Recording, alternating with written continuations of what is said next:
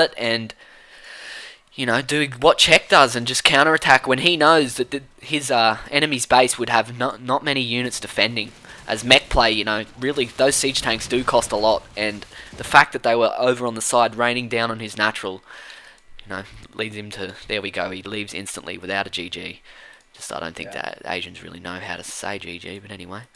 I'd like to just pause the replay now, Kapow, and we'll just have a little discussion on certain situations that, first off, I'd like to say Idra, he has defended versus before. I've seen several replays of him having this strat done to him in competitive play, and his reaction to this was to build several spine crawlers along the side of this ridge here and keep an overlord up there. He had 3 or 4 spine crawlers just sitting up against this ridge, which does leave him open to marauder pushes and tank pushes from this certain direction. But he went in the enemy's base, saw that tanks were coming and a medvac, and prepared.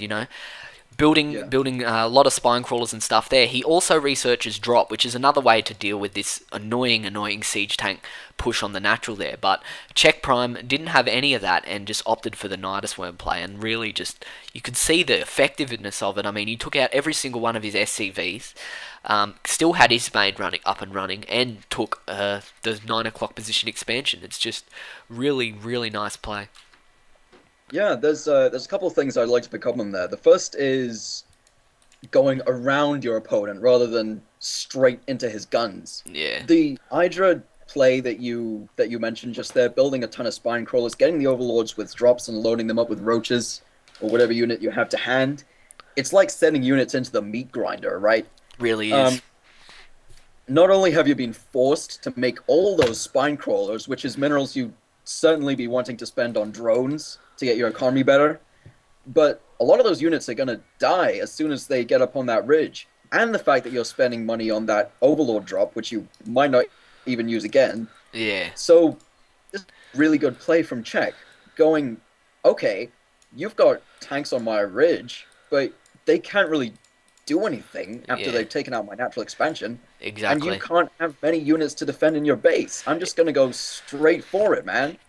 Exactly. The fact that NC Yellow built those turrets also proves to Czech that, he's not going to have many Marines because they cost minerals. He's not going to have many defenses, siege tanks.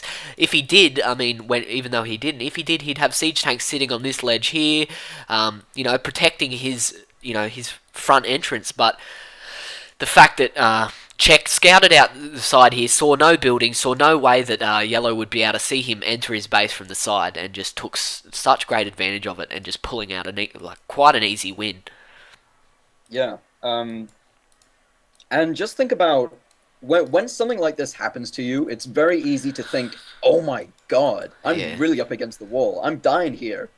But just think about how much minerals and gas Yellow had to spend on this, what is essentially a harassment. Yeah. Not only did he have to get those 2 dropships and those 2 tanks, and he had an SCV down here building missile turrets and a marine. I just, that's hundreds and hundreds of minerals and Vespine gas right there. That's just sitting on a ridge outside your base. Sitting so far away from his base. Anyway, this has been a cast with Velvet and Kapow. We're going to be uploading this real soon. And thanks for listening. Yep, thanks a lot. We'll see you soon.